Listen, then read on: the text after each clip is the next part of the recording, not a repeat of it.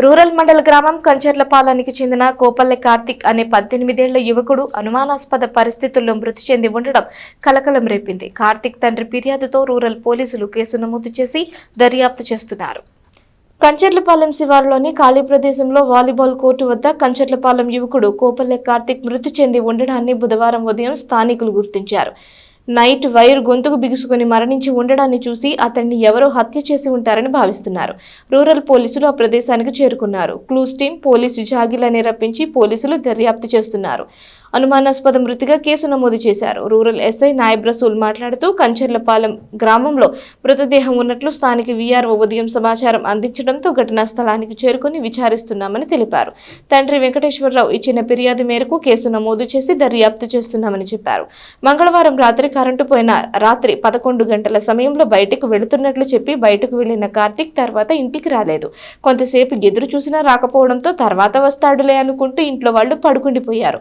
తీరా తెల్లవారేసరికి కార్తిక్ మరణించాడన్న వార్త విని ఆ కుటుంబం వేదనకు అంతులేదు. ఇటీవలే కార్తిక్ తెనాలిలోని ఓ ప్రైవేట్ ఐటీఐ పూర్తి చేశాడు. ఎవరితోనూ ఎలాంటి విభేదాలు లేవని చెబుతున్నారు. దీనిపై మరింత లోతుగా విచారిస్తామని పోలీసులు అధికారులు వెల్లడించారు. ఈరోజు మార్నింగ్ మనకు సుమారు ఉదయం 6:30-7 గంటల సమయంలో ఇక్కడ లోకల్ వీఆర్ఓ గారు ఫోన్ చేసి ఇలాగ ఎస్ఐ గారికి ఇక్కడ కంచర్పాలెం అవుట్స్కర్ట్స్లోని వాలీబాల్ కోర్టు వద్ద ఒక పిల్లవాడు చనిపోయి ఉన్నాడని చెప్పగా ఎస్ఐ గారు నేను ఇద్దరు సీన్ ఆఫీస్కి వచ్చి చెక్ చేసుకొని వాళ్ళ ఫాదర్ వెంకటేశ్వరరావు గారు ఇచ్చిన స్టేట్మెంట్ ప్రకారం రాత్రి 11 గంటల సమయంలో కరెంటు పోయిన సందర్భంలో ఇంట్లో నుంచి బయటికి వెళ్తానని చెప్పి వాళ్ళ ఫాదర్ చెప్పి వచ్చాడు. తర్వాత ఎంతటికీ రాలేదు. వాళ్ళు కూడా చెక్ చేసుకుని కొంచెం రాబోయే తల్లికి వస్తాడు అనుకున్నారు. మార్నింగ్ వచ్చే తల్లికి ఈ విధంగా అతను ఇట్లా చనిపోయి ఉన్నాడు.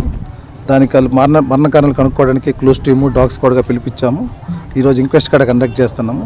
ఆ మరణ కారణాలు ఏదో కనుక్కొని ఈరోజు మళ్ళీ ఒకసారి దాన్ని ఇన్వెస్టిగేట్ చేస్తున్నాము. ఆ మరణ కారణం కనుక్కున్న తర్వాత మరణ కారణాన్ని మీకు ఎక్స్ప్లెయిన్ చేస్తాం.